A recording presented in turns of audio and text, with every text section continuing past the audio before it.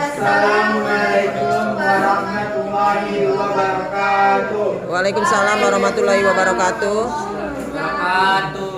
Dan selamat siang adik-adik. Berdirinya kami di sini ingin menjelaskan hasil tugas kami yang berjudul teori sektoral yang akan dijelaskan oleh teman kami yaitu Dandi. Persilahkan. Baiklah, di sini kita akan menjelaskan teori sektoral. Apa itu teori sektoral? Teori sektoral dikembangkan pada tahun 1930 oleh Howard Hoyer atau seorang ahli ekonomi. Menurut Howard Hoyer, sektoral dan bukan lingkaran konsentris. Bersifat sektoral dan bukan lingkaran konsentris. Hoyer menyimpulkan bahwa orang-orang kelas atas cenderung mengerti jalur transportasi utama dari DPK ke daerah-daerah yang dapat diakses. Dengan ini sektor-sektor cenderung menjadi berbentuk irisan kue yang menjalur ke DPK ke pinggiran kota. Adapun struktur-struktur ruangan sektoral. Oke, mari kita bahas di mana saja letak struktur-struktur tersebut. Yang pertama, di sini kita akan membahas struktur pada bagian pertama yaitu pusat kota. Di sini kita lihat bahwasanya terdapat gedung yang menjadikan pusat kota tersebut. Gedung ini menjadi pusat kegiatan. Hal ini membuat masyarakat memiliki pekerjaan. Dan pada bagian kedua terdapat daerah grosir atau tempat menyebarnya keluar dari pusat kota. Sektor ini terbentuk dari pusat kota karena ada kegiatan industri yang tumbuh. Dan yang ketiga, pada bagian ketiga yaitu pemukiman kelas rendah. Kita lihat di sini, kita lihat bahwasanya bangunannya seperti ini. Mengapa harus disebut pemukiman kelas rendah? Karena pemukiman ini hanya ditempati atau hanya dihuni oleh kelas-kelas rendah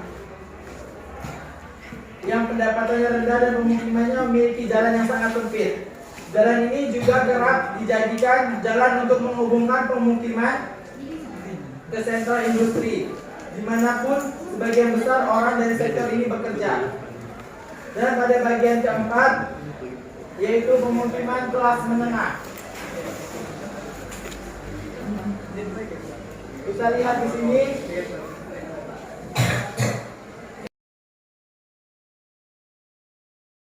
Baik, teori sektoral dikemukakan oleh Howard Hope pada tahun 1939, di mana dalam kajian pembahasannya teori sektoral merupakan berbagai unit kegiatan yang ada di perkotaan yang tidak mengikuti zona lalu secara konsentris, namun membentuk berbagai sektor sehingga memiliki sifat yang berbeda-beda. Seperti pada bagian nomor 1 ini, di sini menunjukkan tentang central business district atau daerah pusat kegiatan bisnis.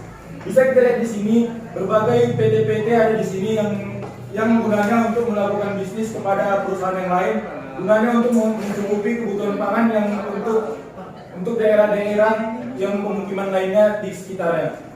Yang kedua ada industri perdagangan. Nomor 2 pada gambar kawasan tersebut pada umumnya terdiri dari berbagai pabrik kecil maupun ringan serta toko. Yang dimaksud toko mungkin sudah disampaikan tadi yaitu grosir. Grosir tersebut merupakan mendapatkan bahan dari nomor 1 yaitu dari pabrik tersebut, makanya dibilang ada pabrik kecil. Yang ketiga ada low class residential atau yang dikenal dengan pemukiman kelas bawah. Pada nomor 3 terdapat pemukiman orang-orang yang tinggal di kelas bawah seperti rumah-rumah kecil ini. Ini merupakan teori yang nomor 3 yaitu low class residential atau pemukiman kelas bawah.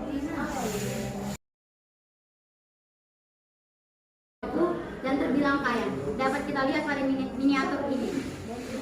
Kemudian akan dilanjutkan oleh Ali.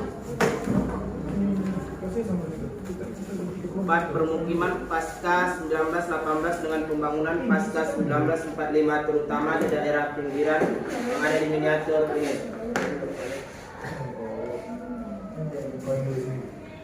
5A. Sektor kelas menengah. adalah kelompok besar rakyat dalam masyarakat kontemporer yang secara sosial atau ekonomi jatuh di antara kelas bawah dan kelas atas. B. Sektor kelas menengah ke bawah adalah sekelompok yang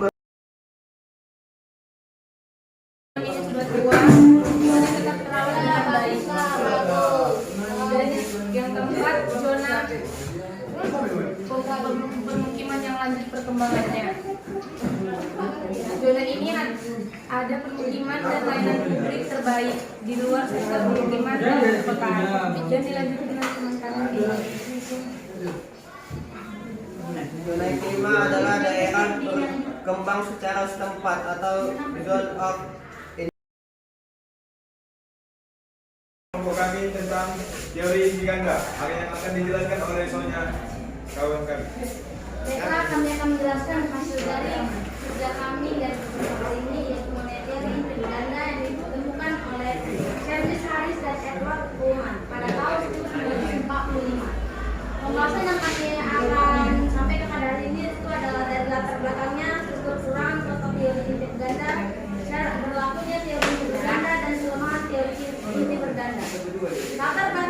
Latar belakang teori inti berganda ini merupakan teori yang dikemukakan seorang ahli geografis yaitu Harris dan Bowman pada tahun 1945. Mereka berpendapat walaupun pola konsentis dan sektoral berada dalam wilayah kota, namun kenyataannya lebih kompleks dari yang ditemukan oleh teori Bukres dan Stock.